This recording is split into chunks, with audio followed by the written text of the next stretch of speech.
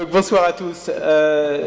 J'ai l'honneur de conclure cette journée qui s'inscrit dans la thématique de la Journée mondiale du Rhin, la santé rénale pour tous. Je dois dire que revenant d'Afrique, je trouve que la discussion a été un peu hexagonale et j'en dirai un tout petit mot à la fin de ce qu'est la santé rénale pour tous au niveau mondial et pas seulement en France, où on est quand même, malgré tout, très, très privilégié, ce qui ne gomme pas les inégalités, bien évidemment. Donc on a eu la chance d'avoir des conférenciers de très grande qualité. On a appris tout d'abord qu'il y avait des inégalités qu'il était très difficile de gommer, c'est-à-dire les inégalités génétiques. Et dans les années qui viennent, il est très probable qu'avec la carte génétique de chaque individu, on pourra faire de la médecine prédictive et de la médecine préventive. Mais ce n'est pas encore le moment. Il faut agir tout de suite. La deuxième inégalité, c'est l'inégalité de naissance. Et cette inégalité est extrêmement importante puisque, en fonction des conditions de la grossesse, du développement de la grossesse, des agressions extérieures, le nombre de néphrons, c'est-à-dire le capital que l'on a, est extrêmement variable d'un individu à l'autre. Et là, vraiment, on peut faire quelque chose, peut-être en travaillant davantage entre gynécologues, obstétriciens, néonatologistes, pédiatres, néphrologues d'adultes, en indiquant, en insistant sur le fait que la grossesse est probablement l'un des moments de la vie pour la femme qui est le plus dangereux pour l'avenir de son enfant et finalement, à travers l'épigénétique, pour l'avenir des générations suivantes, puisque certaines anomalies pendant la grossesse, je ne parle pas des malformations congénitales, je parle de l'influence de la drogue, je parle de l'influence de la malnutrition, je parle de l'influence du tabagisme, de l'alcoolisme, du stress peut-être. Donc certaines agressions pendant la grossesse peuvent se transférer non seulement à l'enfant à naître, mais aux générations suivantes. Alors, le deuxième point, c'est qu'il ne faut pas rajouter des inégalités sociales aux inégalités génétiques. Et je crois que toutes les parties prenantes dans ce remarquable amphithéâtre, dans ce très bel amphithéâtre, sont d'accord, même si les discussions ont été vives, les sociologues, les néphrologues, les associations de patients, tous sont d'accord pour essayer de gommer, dans la mesure du possible, les disparités ou les inégalités.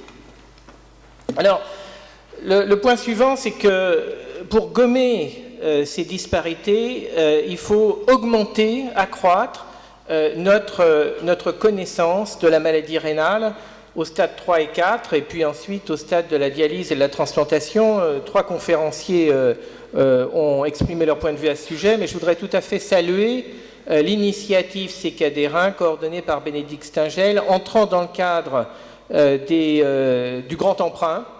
C'est une très belle réalisation, sans vouloir faire de politique. Il faut remercier quand même Arnold Munich d'avoir été à l'initiative du Grand Emprunt. Et c'est vrai que cette initiative française, 3600 patients, qui n'est pas la seule dans le monde, il y en a d'autres, va permettre de bien mieux connaître les conditions de prise en charge, la typologie des patients et aussi de faire de la recherche physiopathologique. Et comme me disait M. Baudelot, au terme de cette analyse, on saura mieux qui a raison, qui a tort, peut-être probablement les deux, les sociologues ou les néphrologues.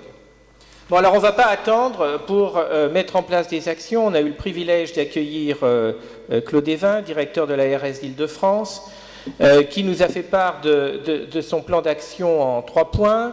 Le premier point, dépistage, prévention. Le deuxième point, consultation d'annonce. Le troisième point, le développement de la transplantation avec, pour l'instant, disons, une réflexion qui précédera l'action. C'était vraiment important d'écouter Claude Evin. Je dois dire cependant que je n'ai pas très bien compris quelles étaient les mesures d'accompagnement financières et budgétaires qui sont absolument essentielles, et je parle là en tant qu'acteur néphrologue, médecin hospitalier, vice-président de RENIF, donc Xavier Belenfant est le président, etc., etc. Ces mesures qui ont été proposées, qui sont absolument remarquables, nécessitent des ressources financières et de ressources en personnel. S'il n'y a pas de mesures d'accompagnement, il n'y aura pas de progrès sensible. Je sais bien que nous vivons dans un pays qui est contraint financièrement, qui est probablement l'un des pays d'Europe qui va le moins bien. Il y a pire, mais pas beaucoup, et je comprends bien les difficultés, mais néanmoins, je voulais simplement faire ce commentaire.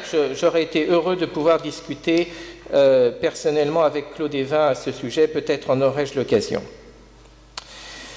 Ensuite, Monsieur Pierru, le professeur Pierru a dit « rendons visible l'invisible ». Ça me paraît extrêmement important.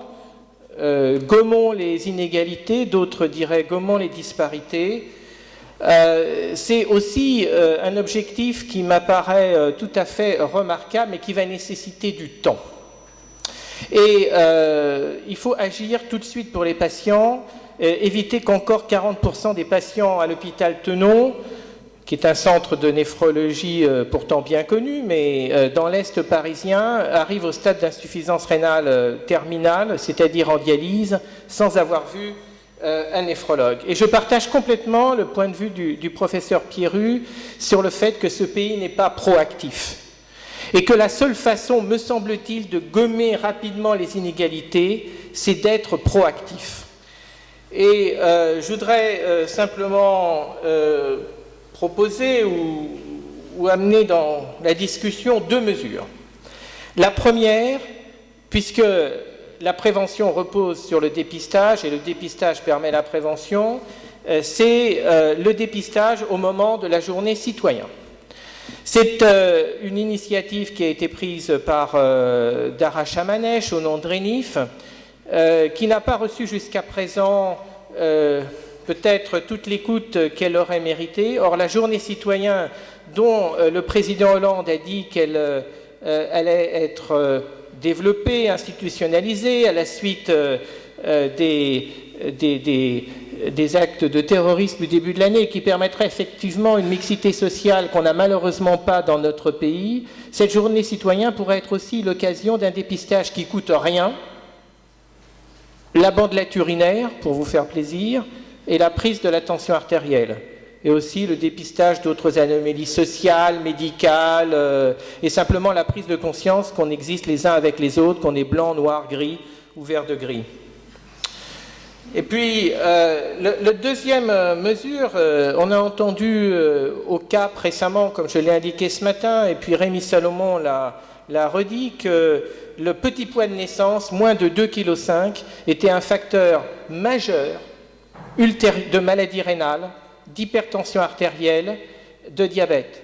Donc ce serait tellement simple d'institutionnaliser la surveillance de ces enfants qui, à partir de maintenant, dans la seconde qui vient, naissent avec un poids de naissance, avec un poids inférieur à 2,5 kg, et pas seulement de les surveiller pendant leur enfance ou leur adolescence, parce qu'il ne va rien se passer, mais surtout les surveiller quand ils vont devenir jeunes adultes ou ultérieurement, et de mettre en route les mesures de prévention dont on sait qu'elles marchent, s'il apparaît une hypertension, s'il apparaît une protéinurie. C'est The Call for Action qui a été lancé par Barry Brenner, qui est l'un des plus grands néphrologues qui n'ait jamais existé, et lors du Congrès mondial de néphrologie au CAP la semaine dernière, et je pense que la France pourrait s'honorer avec les pédiatres, les néphrologues adultes, la CNAM, les pouvoirs publics, enfin toutes les stakeholders, toutes les parties prenantes, de réfléchir à cibler cette population, de la dépister. Encore une fois, ça ne coûte rien, d'imposer des mesures, d'imposer des visites de surveillance régulières, etc.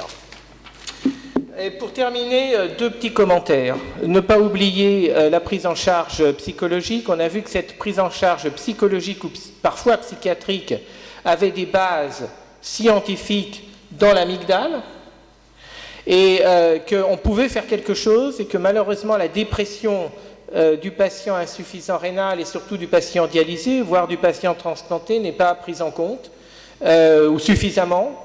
Et on a vu qu'en prenant en compte cette dépression, on pourrait probablement réduire le risque cardiovasculaire, même si les études n'ont pas permis de le montrer encore.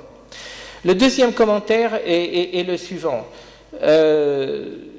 J'ai une sensibilité africaine.